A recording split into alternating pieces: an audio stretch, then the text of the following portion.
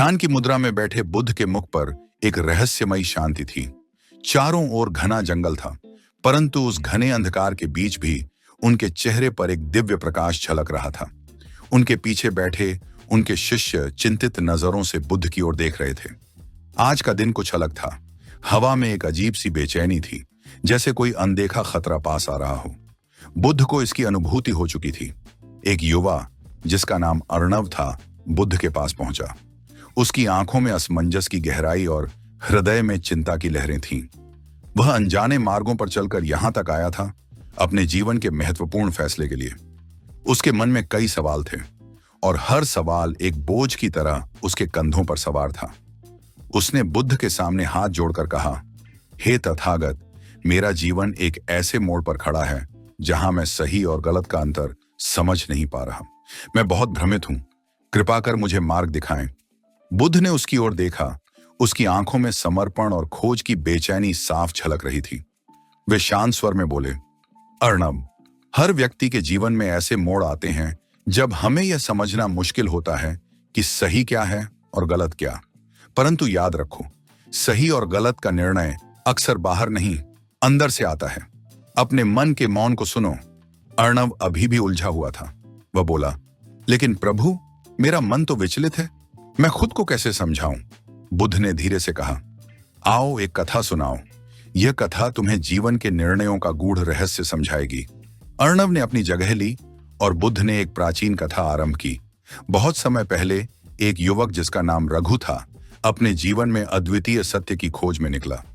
उसे एक रहस्यमयी फूल की तलाश थी, जिसे लोग सत्य का फूल कहते थे। कहा जाता था कि यह फूल जो भी प्राप्त कर ले, उसे जीवन का हर उत्तर मिल जाता है। परंतु उस फूल तक पहुंचना आसान नहीं था। रास्ते में कई प्रलोभन और भ्रम थे जो पथिक को विचलित कर सकते थे। रघु ने अपनी यात्रा शुरू की। उसका हृदय दृढ़ था, परंतु जैसे जैसे वह आगे बढ़ा, रास्ते में उसे कई चुनौतियों का सामना करना पड़ा। सबसे पहले उसे एक सुंदर बाग मिला, जहां हर प्रकार के रंगीन फूल खिले हुए थे। वहां एक वृद्धा बैठी थी, जिसने रघु से कहा, यहां रुक जाओ बेटा, इन फूलों में से एक चुन लो, यही सत्य है, और क्यों दूर जाकर कष्ट सहना। रघु के मन में शंका उठी। वह सोचने लगा कि क्या यही सत्य का फूल है। परंतु उसने वृद्धा की बातों को ध्यान से सुना और फिर अपने मन की गहराई में झांका। वहां एक छोटी सी आवाज आई, यह प्रलोभन है, सच्चे सत्य की खोज अभी बाकी है। रघु ने बाग को पीछे छोड़ दिया और अपनी यात्रा जारी रखी। आगे एक विशाल पर्वत था, जहां पहुंचने के लिए उसे कई कठिनाइयों का सामना करना पड़ा। जैसे ही वह चोटी पर पहुंचा, वहां उसे एक अद्वितीय तेजस्वी महात्मा मिले। उन्होंने कहा, रघु, तुम्हारी यात्रा यहां समाप्त होती है। यह पर्वत ही सत्य है और तुम्हें इससे आगे जाने की आवश्यकता नहीं। रघु ने महात्मा की बातों को गंभीरता से सुना, परंतु फिर उसने अपनी अंतरात्मा से पूछा, क्या यही मेरा अंतिम लक्ष्य है? अंदर से उत्तर आया, अभी नहीं, यात्रा जारी रखो। आखिरकार कई और चुनौतियों और प्रलोभनों का सामना करने के बाद रघु एक गहरी खाई के किनारे पहुंचा।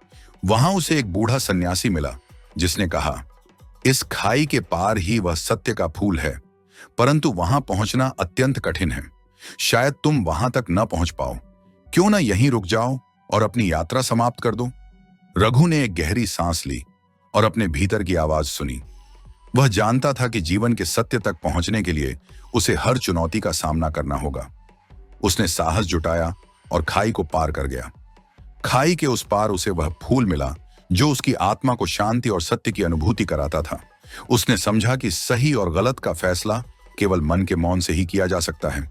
कथा समाप्त करने के बाद बुद्ध ने अर्णव से कहा, अर्णव, जीवन में कई बार ऐसे क्षण आते हैं जब बाहर से चीजें आकर्षक लग सकती हैं। लोग कहेंगे कि यही सही है, यही सत्य है, परंतु सच्चा निर्णय वही होता है जो हमारे अंतर्मन से आता है। अपने मन की आवाज सुनो, वही तुम्हें सही निर्णय करने का मार्ग दिखाएगी। अर्णव की आंखों में नई रोशनी झलकने लगी थी। उसे अपनी उलझन का उत्तर मिल गया था। उसने बुद्ध के चरणों में सिर झुकाया और कहा, धन्यवाद प्रभु, आपने मुझे सही मार्ग दिखाया। अब मैं सही फैसले लेने में सक्षम हूं। बुद्ध ने मुस्कुराकर कहा, याद रखना, जीवन की हर चुनौती एक परीक्षा होती है और सही निर्णय वही होता है जो भीतर की शांति से आता है। अर्णव ने जाते समय मन में एक दृढ़ संकल्प किया कि वह जीवन के हर फैसले में बुद्ध के उपदेशों का पालन करेगा। उसकी यात्रा अभी समाप्त नहीं हुई थी, बल्कि उसने एक नए मार्ग पर चलने की तैयारी कर ली थी, आत्मज्ञान की ओर। यदि आप भी सही निर्णय लेने और जीवन में बुद्ध के उपदेशों का अनुसरण करना चाहते हैं, तो हमारे चैनल बुद्ध अपलिफ्ट को अभी सब्सक्राइब करें। यहां आपको ऐसी ही प्रेरणादायक कहानियां और मार्गदर्शन मिलते रहेंगे।